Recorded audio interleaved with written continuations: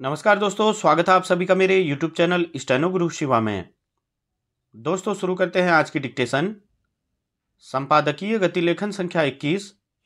गति 80 शब्द प्रति मिनट। स्टार्ट।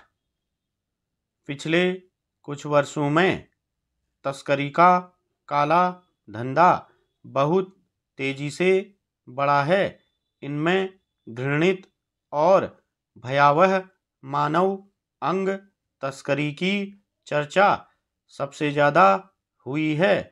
गौरतलब है कि देश में फूल फल रहे काले धंधों में मानव अंग तस्करी भी एक है।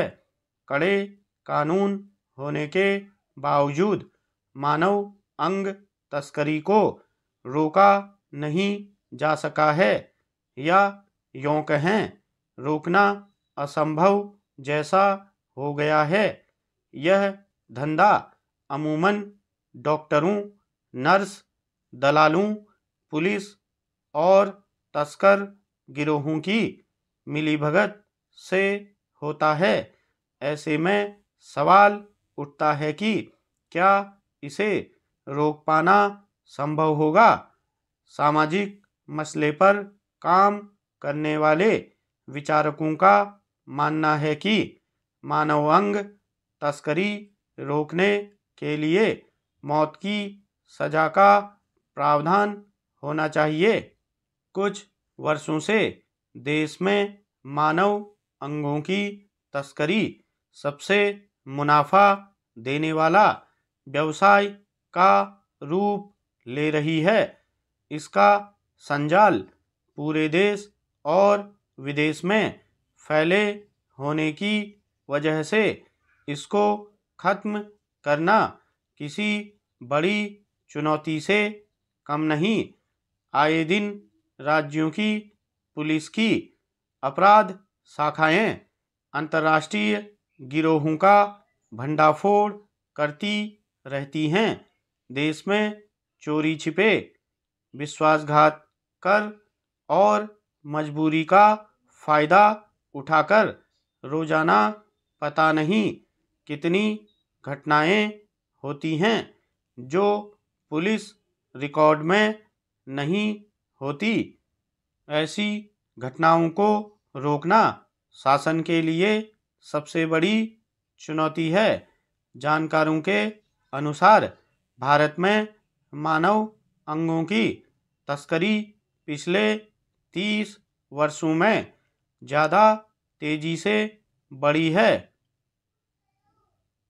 सवाल है कि कड़े कानून के बावजूद क्या मानव अंगों की तस्करी की जा सकती है।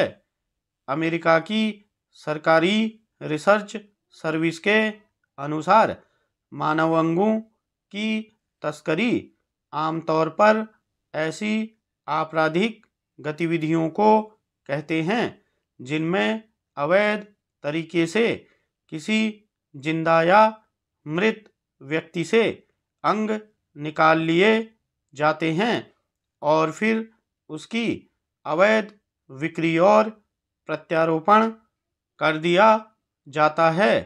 पिछली तमाम घटनाओं पर गौर करें तो मानव अंग को पाने के लिए किसी को बंदी बनाना या जबरदस्ती उसके अंग निकाल लेना भी मानव अंग तस्करी के दायरे में आता है।